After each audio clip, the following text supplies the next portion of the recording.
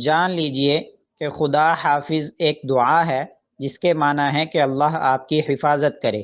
اسی طرح کی ایک دعا نبی کریم صلی اللہ علیہ وسلم نے ایک موقع پر حضرت ابو قتادہ رضی اللہ عنہ کو دی تھی اور فرمایا تھا حفظک اللہ، کہ اللہ آپ کی حفاظت فرمائے۔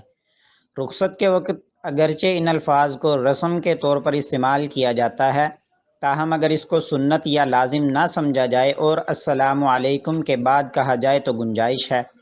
رخصت کے موقع پر بھی نبی کریم صلی اللہ علیہ وسلم نے السلام علیکم کہنے کی تعلیم دی ہے۔ رسول اللہ صلی اللہ علیہ وسلم نے ارشاد فرمایا، جب تم میں سے کوئی کسی مجلس کے پاس پہنچے تو انہیں سلام کرے، پھر وہاں بیٹھنا ہو تو بیٹھ جائے، جب جانے لگے تو دوبارہ سلام کرے کہ پہلی مرتبہ کا سلام آخری مرتبہ کے سلام سے بہتر نہیں، یعنی دونوں موقعوں پر سلام کرنے کی اپنی اپنی اہمیت ہے۔ اس لیے سلام کو زیادہ اہمیت دی جائے کیونکہ یہ ایک مسنون عمل ہے۔ اسے چھوڑ کر صرف خدا حافظ یا اسی جیسے کلمات کہنے کو عادت بنا لینے سے سنت کا ترک لازم آتا ہے۔